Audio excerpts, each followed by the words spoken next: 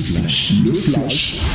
flash évangélique. C'est le flash évangélique. C'est le temps du flash évangélique. Bien-aimé, c'est l'instant de la parole. Il faut que tu te donnes à la parole de Dieu. Parce que la foi vient de ce que l'on entend, et ce que l'on entend vient de la parole de Christ. Il est bon que tu entendes la parole pour avoir le contenu de la parole. Et ce matin, nous voulons lire déjà dans le psaume 73. Psaume 73, du verset 22 à 24, pour que vous compreniez bien. On pouvait lire le verset 24 seulement, mais pour que vous compreniez le verset 22 à 24, et après on va aller lire dans Ésaïe. Oui, on va aller lire dans Ésaïe, chapitre 42, et nous allons lire le verset 16. Mais déjà, dans le psaume, lisons. J'étais stupide et sans intelligence. J'étais à ton égard comme les bêtes. Cependant, je suis toujours avec toi. Tu m'as saisi la main droite. Tu me conduiras par ton conseil, puis tu me recevras dans la gloire. Et dans Ésaïe, la promesse est ferme. Ésaïe 42, le verset 16. Il est écrit, « Je ferai marcher les aveugles sur un chemin qu'ils ne connaissent pas. Je les conduirai par des sentiers qu'ils ignorent. Je changerai devant eux les ténèbres en lumière et les endroits tortueux en plaine. Voilà ce que je ferai et je ne les abandonnerai point. » Oh, gloire au Seigneur. Bien-aimés, tout au long de cette semaine, nous sommes en train d'éplucher et de voir tous les engagements et comment Dieu a décidé de nous conduire, comment Dieu a décidé de nous donner l'intelligence, comment Dieu a décidé de nous montrer vraiment la voie que nous devons suivre. De sorte que, si tant est que nous sommes des enfants de Dieu, que nous arrêtions de marcher par notre propre sagesse, mais que nous puissions marcher selon les orientations qu'il nous donne.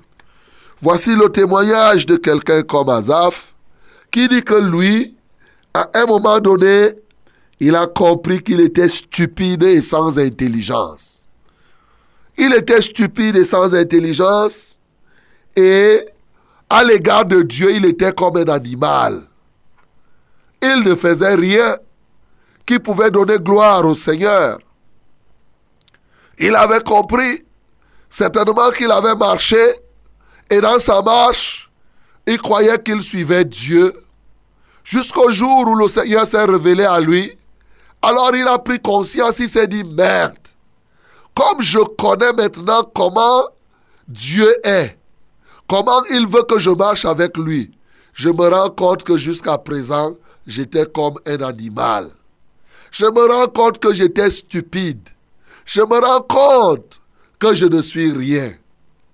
Et c'est alors qu'il est étonné de ce que pendant que lui, il était là, il faisait les choses, croyant qu'il le faisait pour Dieu, et que Dieu n'était pas là-dedans, mais il se rend compte qu'il a bénéficié de la main de Dieu. Alors il dit, cependant, je suis toujours avec toi, tu m'as saisi la main droite. Il déambulait, il faisait des choses, il était stupide, mais Dieu l'avait saisi par la main droite. Et il a donc compris, il a dit, tu me conduiras par ton conseil, puis tu me recevras dans la gloire. Et ainsi il a dit, quel autre ai-je au ciel que toi? Et sur la terre, je ne prends plaisir qu'en toi. Oui, nous chantons souvent ce cantique dans l'église. Le 217, pour ceux qui connaissent les chants de victoire, c'est ce cantique, le cantique d'Asaph. Mais est-ce que plusieurs chantent, ils comprennent même ce que cela signifie? Mon bien-aimé, ce cantique, quand tu dis que par la main droite tu m'as pris, tu dis par la suite, par ton conseil tu me conduis. Tu dis oui, par la main droite tu m'as pris. Oh mon Dieu, mon Sauveur, par ton conseil tu me conduis au repos sur ton cœur. Est-ce que tu comprends souvent quand tu chantes? Malheureusement, plusieurs parmi nous, après avoir chanté comme ça, ils ne se laissent pas conduire par le Seigneur. Ils ont chanté. Et maintenant, après, ils continuent. Ils mènent leur vie. Ils mettent Dieu de côté. Dieu devient un spectateur de leur vie. Il y en a qui deviennent les acteurs. Et c'est Dieu qui est le spectateur. Et maintenant, il fait ces choses. Il continue à faire ces choses. Il continue dans sa stupidité. Mon bien-aimé, ce matin, tu t'es conduit comme cela. Je voudrais que tu sois rassuré. D'abord que Dieu est prêt. Comme nous l'avons lu l'autre jour, il est admirable en son conseil. Grande est sa sagesse. Oui, c'est ce que la Bible nous dit. Il est comme cela. Ce ne sont pas les blagues. Dans Ésaïe 28, le verset 29, c'est ce qu'il a dit. Bien-aimé, il est comme ça. Donc, il veut te conduire. Est-ce que tu es donc prêt à laisser qu'il te conduise?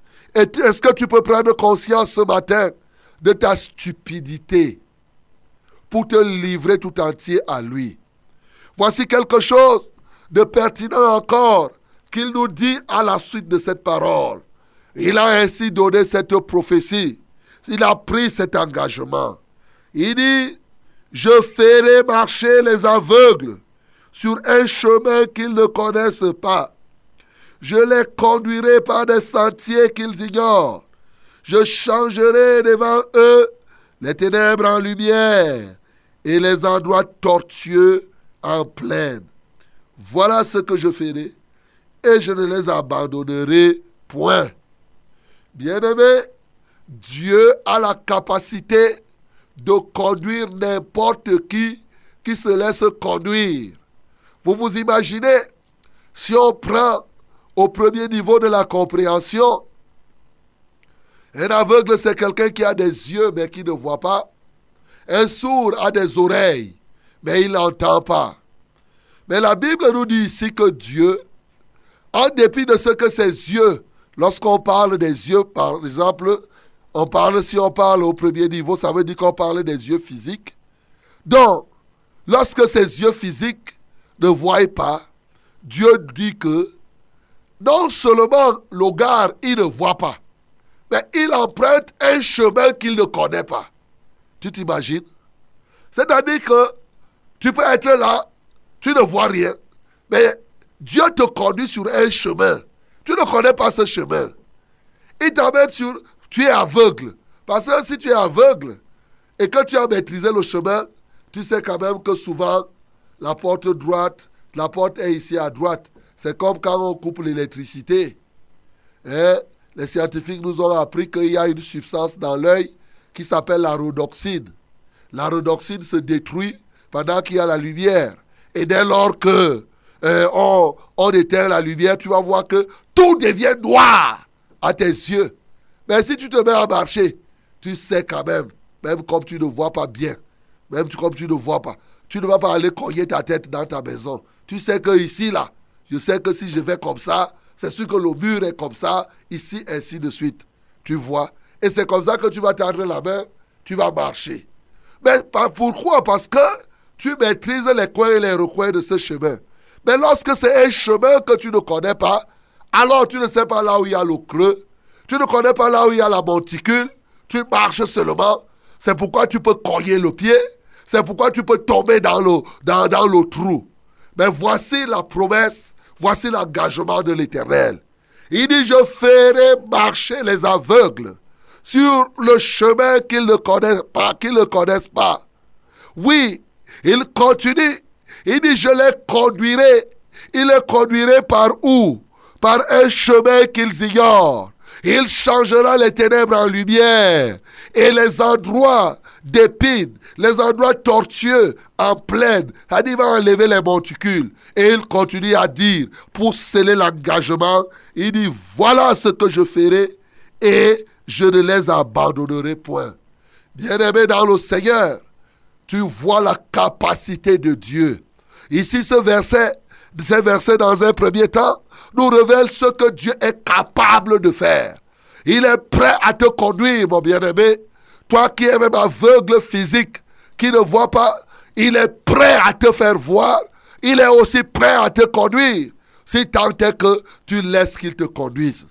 Mais bien sûr, ce verset ne s'adressait pas simplement, ne s'adressait pas surtout aux aveugles physiques. Ce verset est une prophétie, est un engagement de Dieu pour une catégorie de personnes. Une catégorie de personnes. Alors la question que je peux me poser, qui est aveugle, qui est sourd? Le verset 18 nous dit, sourd, je suis dans Ésaïe 42. Au verset 18, il nous dit, sourd, écoutez, aveugle, regardez et voyez. Qui est aveugle, sinon mon serviteur, et sourd comme mon messager que j'envoie, qui est aveugle comme l'ami de Dieu, aveugle comme le serviteur de l'Éternel.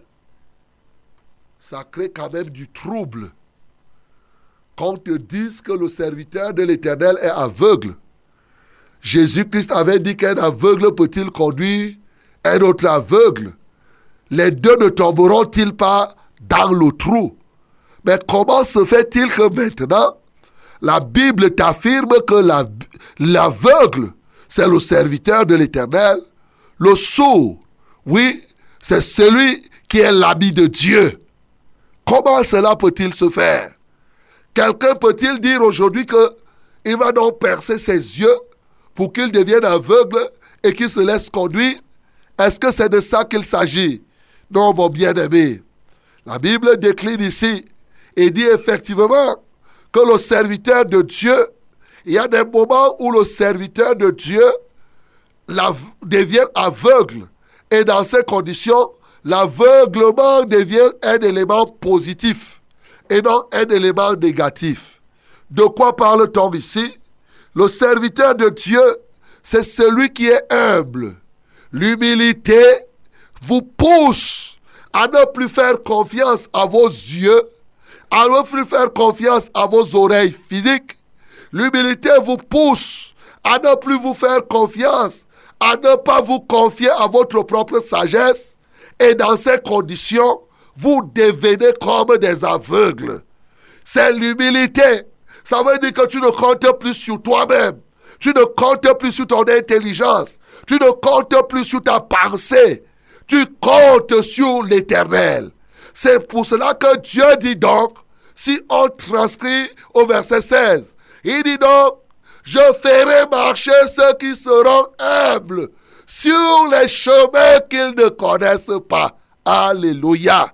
C'est ce qu'il est en train de te dire. Oui, il dit, je les conduirai par le chemin qu'ils ignorent. Et je ferai quelque chose. Je changerai pour eux les ténèbres en lumière et les lieux tortueux, les monticules. J'arracherai cela, j'aplanirai les sentiers. Il dit, je le ferai, je ne les abandonnerai point. C'est là, mon bien-aimé, le sens positif de l'aveugle.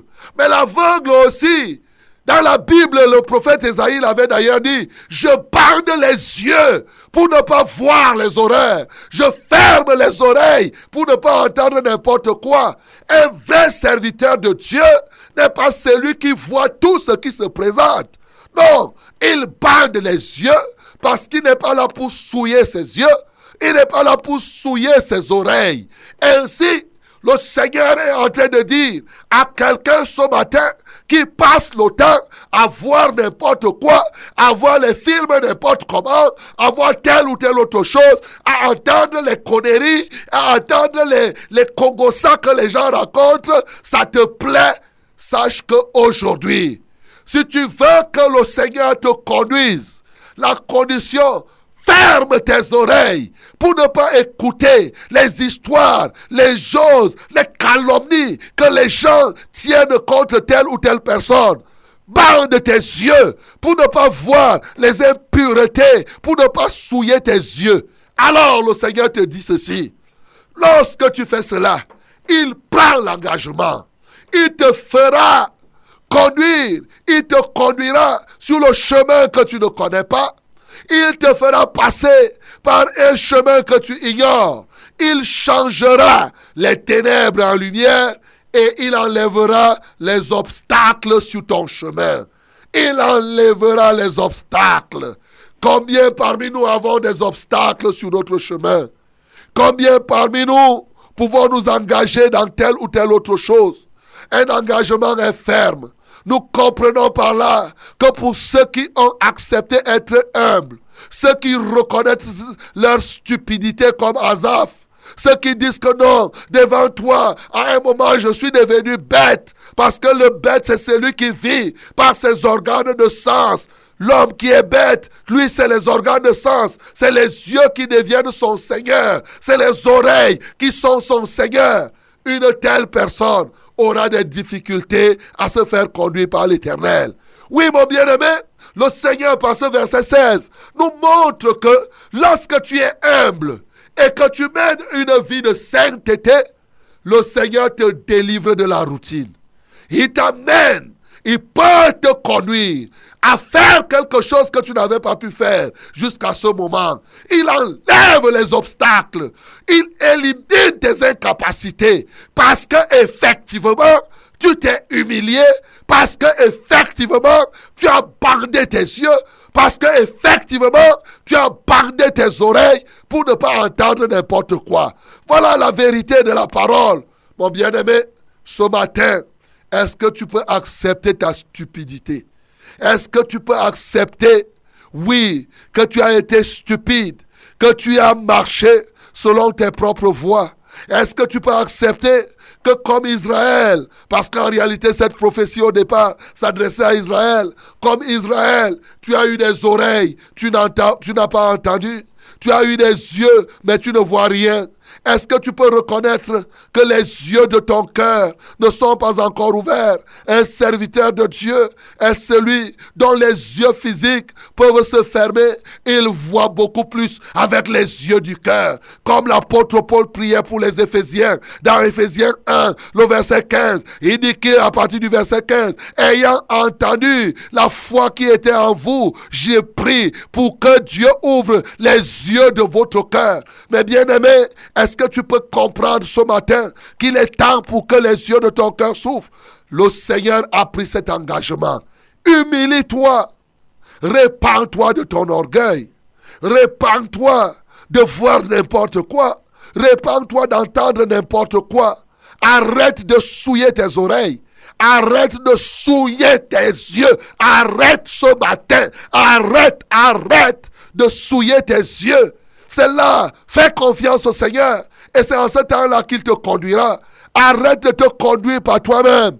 Tiens la main que le Seigneur te tend ce matin. Il est admirable en son conseil. Grande est sa sagesse, mon bien-aimé. Donne-toi tout entier à lui. Accepte Jésus-Christ de Nazareth qui est venu, oui, pour te libérer de l'aveuglement. Car tu crois que tu vois, mais en réalité tu es devenu aveugle. Il est bon d'être l'aveugle de Dieu. Il dit qu'il est l'aveugle de Dieu, c'est mon serviteur. Que d'être l'aveugle, d'être aveuglé par le péché. Il est bon, bien-aimé, d'être humble. Oui, c'est le serviteur de l'Éternel qui s'est dépouillé de toutes ses couronnes, de tous ses titres, ces choses qui t'aveuglent, ces richesses qui te donnent l'impression d'être alors que tu n'es pas ce que tu crois être. Mon bien-aimé, dépouille-toi de tout cela. Donne ta vie à Jésus-Christ ce matin. Accepte-le comme ton Seigneur et renonce à ce que tes yeux soient désormais ton guide. Accepte que Dieu soit ton guide plus que par tes yeux. Accepte que Dieu soit ton guide plus que tes oreilles et que désormais tu marches selon ce qu'il te dit et non selon ce que tes yeux te disent. Alors si tu acceptes de te donner à Christ, voici le numéro par lequel tu peux nous joindre, mon bien-aimé, pour qu'on t'accorde, oui, un temps, et qu'on te donne des conseils pour que tu saches marcher désormais selon le plan de Dieu et que tu te laisses conduire et que désormais les monticules soient enlevés. C'est le 677 17 48 43. 677 17 48 43. Voilà le numéro, mon bien-aimé, par lequel tu peux nous joindre si tu veux donner véritablement ta vie au Seigneur Jésus. C'est alors que tu verras tes ténèbres changer en lumière. C'est alors que tu verras les obstacles sur ton chemin être enlevés. Dieu a pris cet engagement. Il est le Dieu qui ne manque jamais. Son serviteur, il ne peut pas l'abandonner. Bien-aimé, il est prêt à te conduire, même dans un endroit, dans une ville que tu ne connais pas, pourvu que tu sois permanemment en communion avec lui. C'était le flash évangélique. C'était le flash évangélique.